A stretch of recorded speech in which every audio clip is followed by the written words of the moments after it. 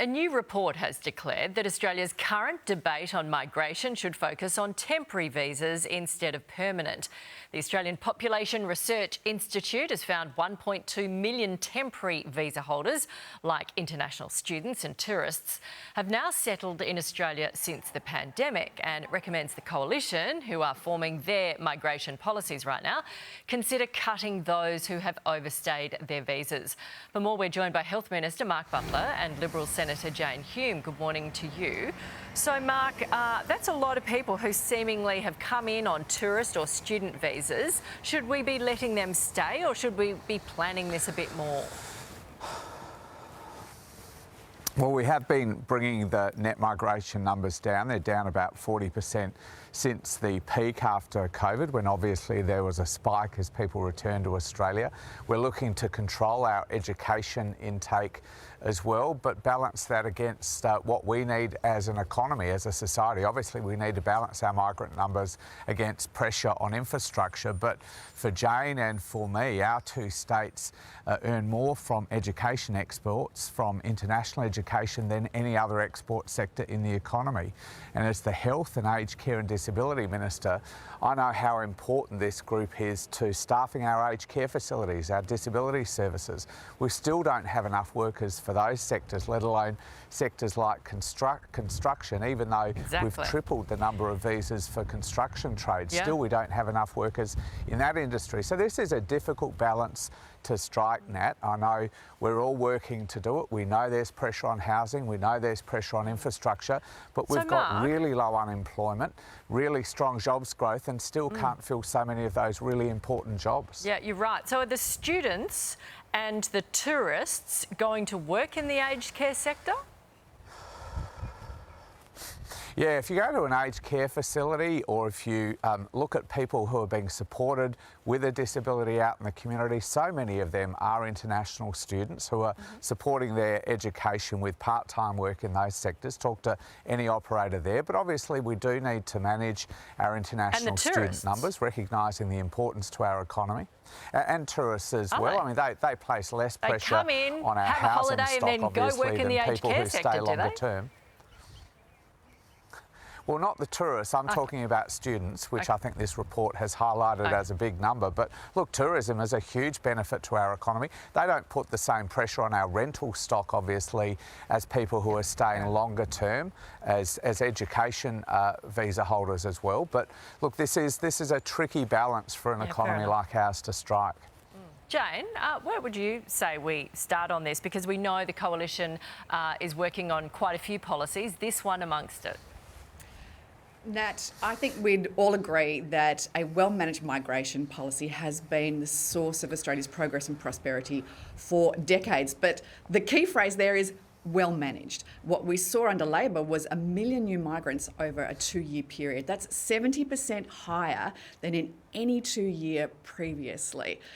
That's a problem. It puts pressure on our infrastructure, on our healthcare systems, and on our housing. So how do we manage that migration program to effectively deliver the skills that we need, as Mark has said, but also make sure that we don't have that unnecessary pressure on our infrastructure, on our housing, on our healthcare? There has been a situation where we've seen those temporary visa holders overstay their visas, particularly students.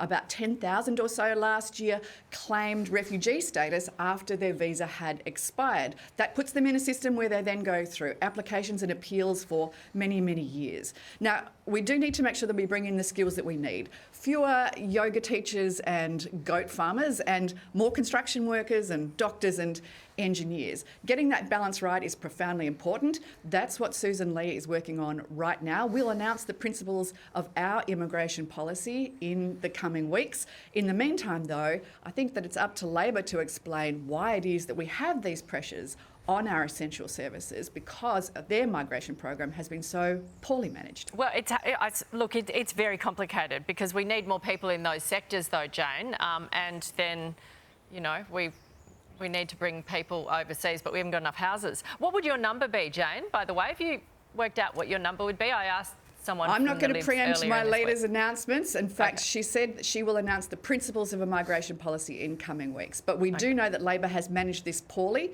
We need to do better because, as I said at the beginning, a good, well-managed migration program is the source of progress and prosperity. We need to get this right. It hasn't been done well by Labor. The coalition can do a better job.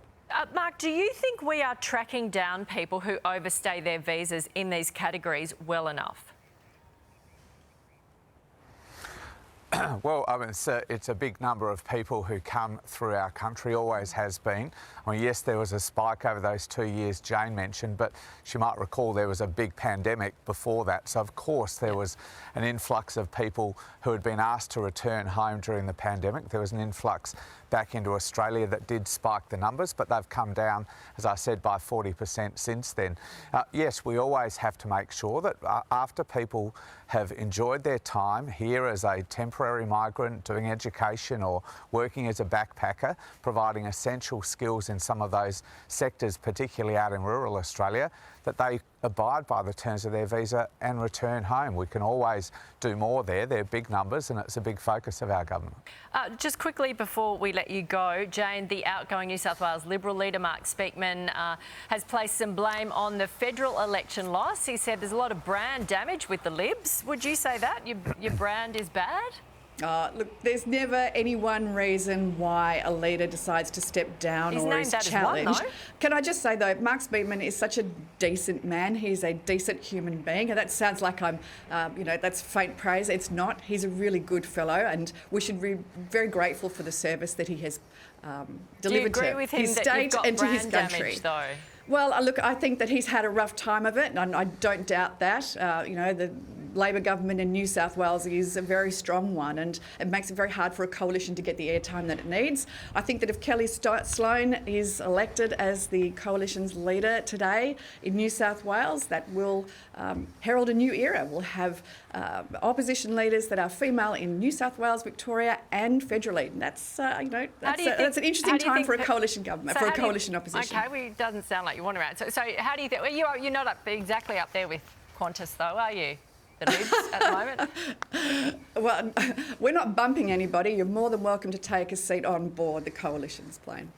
Okay, might leave it there. Thank you, guys. See you next week. Well, the exciting thing about what's happening... Yes, Mark. Last word, Mark. The exciting thing about what's happening in New South Wales is finally we've got a breakfast TV presenter rising to the top of politics now. So I think the question is, when you're finished with Sunrise, are you going state or are you going federal? Yeah, I'm staying right in the middle, right at the moment. Thank you very much. See you guys. See you next week. Here's Sherbo.